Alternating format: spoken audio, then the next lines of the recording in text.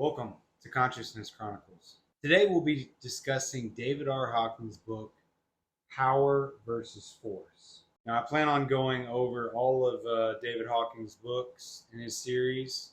I've read many of them. However, it's been a while, so I'm going to go through each book in the series as they come in order, and I'm going to reread the ones that I've already read. We'll discuss each book as we go. Power versus Force is a book written by David R. Hawkins, a renowned psychiatrist and spiritual teacher. The book delves into the concept of human consciousness and explores the differences between power and force. Here are some of the key talking points from the book.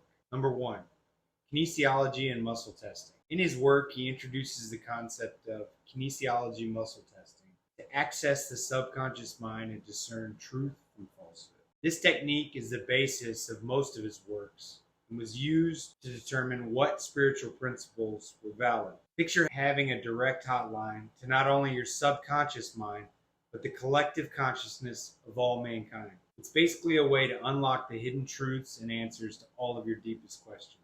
So how did he develop this mind-blowing technique? Well, let me break it down for you. Dr. Hawkins was no ordinary guy. He was a renowned psychiatrist, physician, and spiritual mastermind. In the 1970s, he was on a mission to find a foolproof way to access the depths of our mind and discover the truth within. Hawkins expounded upon the kinesiology studies of Dr. George Goodheart and Dr. John Diamond. And that's when he came up with his kinesiology muscle testing technique. It's like a secret code that taps into the hidden wisdom of your body. That is, it exposed for the first time the intimate connection between the mind and the body. The idea is that everything in the universe constantly gives off an energy pattern of a specific frequency that remains for all time and can be read by those who understand what they're doing. Here's how it works. When you ask a question, your muscles respond like a lie detector test, telling you whether a statement is true or false.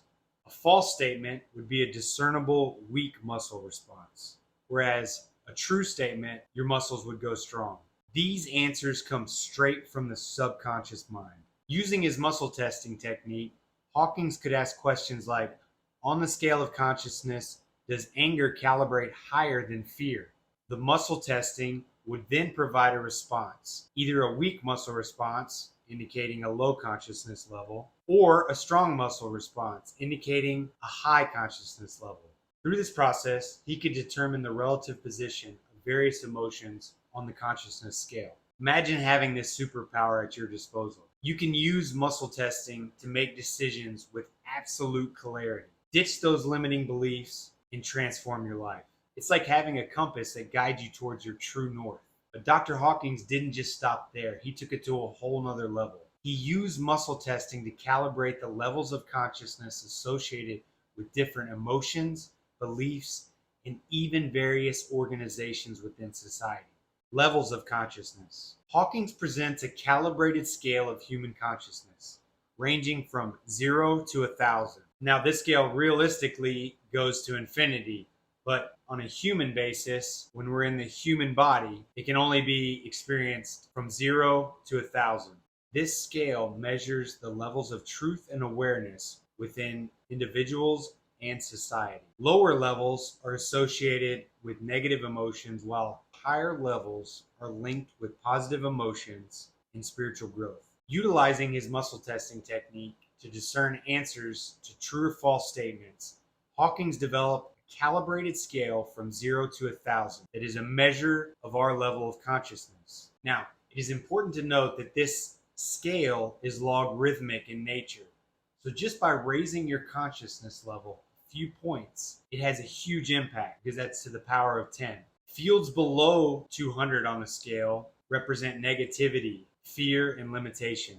When we are in these levels, we feel trapped and are in the realm of force. But there is hope. When we climb the scale of consciousness above the levels of 200, that's where the magic happens. That's where power resides. Power is all about authenticity, compassion, and influence of the greater good. It's about breaking free from the chains of force and embracing a life of purpose and fulfillment. It's worth noting that all great spiritual avatars throughout history calibrated at 1000, such as Christ, Krishna, and Buddha, just to name a few. This was the level known as enlightenment.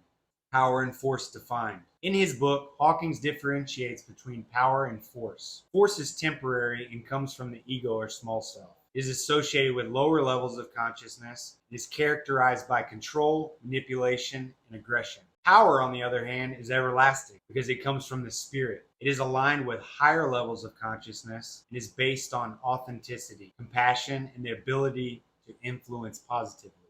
Hawkins introduces the concept of attractors, operants, and observable events. It's like the secret formula for understanding not only human behavior, but its interaction with our thoughts, aka our consciousness. Basically, he is introducing to the reader the concept of nonlinear causality, the concept that there is a hidden coherence in all that appears incoherent. Let's break it down. First up, we've got attractors. Picture them as powerful magnets that pull us towards certain experiences, i.e., our emotions and thoughts. Attractors can be negative or positive in nature, like love, compassion, joy. When we tap into these fields, we change our consciousness and attract more into our lives. Remember the saying, like attracts like? It's like being a magnet for all the things life has to offer. But you have the power to determine if they're terrible things or amazing things. On the next level, we've got operants. They are invisible organizing patterns that influence thought patterns and images, replicating beliefs and actions across time and space. Think of these as the influencers that cause actions of events A, B, and C from the shadows. Operants can be thought of as the factors that bridge the deterministic, our reality, and the non-deterministic realms outside of what we can perceive. If you really want to go deep into this subject, I highly recommend you check out Dr. Rupert Sheldrake's book called Morphic Resonance. Now, let's talk about observable events. Now, all of us have been programmed to think in linear terms as far as events go. We think event A causes event B, which then causes C. However, thinking about what we just talked about, I want you to think of the observable events as a lagging result of what's going on inside of our minds. The reality playing out in front of us is indeed a reflection of our most prevailing thoughts. This is powerful because when we realize this, we can observe events in our lives through a new lens. We then gain insight into our own inner world and can make positive changes to align with those high vibe attractors. The book highlights the importance of taking responsibility for one's actions and aligning with integrity. By doing so, individuals can operate from a place of power, positively influencing their lives and those around them, transcending limiting beliefs. Despite its initial cynicism, we must acknowledge for practical purposes, truth is defined as what subjectively convinces someone based on their current level of perception. Hawkins discusses how letting go of limiting beliefs and negative emotions can lead to personal growth and increase in one's level of consciousness. This process is essential for individuals to move from a force-based behavior to power-based actions. Spiritual awareness.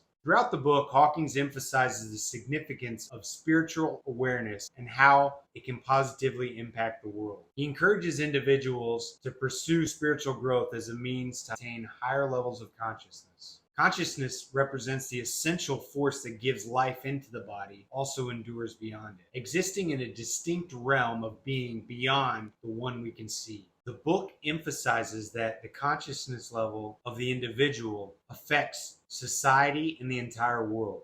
Consciousness, the essence of human experience, holds the power to shape the world profoundly. As explored in Power versus Force, our individual levels of consciousness not only influence our personal lives, but also radiate outward, affecting the collective consciousness of humanity and the entire universe. By raising our consciousness to higher levels, we contribute to a ripple effect of positive change, elevating the overall energy field of the world. Through self-awareness, compassion, and the recognition of our interconnectedness, we unlock the potential for transformational growth, harmony, and peace on a global scale. Embracing the true power of consciousness is the key to unleashing a new era of enlightenment, where the beauty and potential of the human spirit can flourish and lead us towards a higher and brighter future for all. Hawkins suggests that if a critical mass of people can raise their consciousness to certain levels, it can lead to significant positive shifts in society and have transformative effects on a global scale. Seriously, by raising your awareness, you're making a positive impact on a global scale.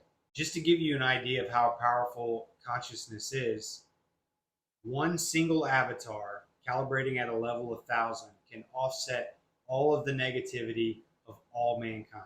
Overall, Power versus Force offers valuable insight into our understanding of human consciousness, the impact of our actions on the world, and the significance of spiritual growth and achieving personal and collective well-being. Remember, it is not what you are or what you do that inspires others, but rather what you have become. And that is what people will truly honor about you.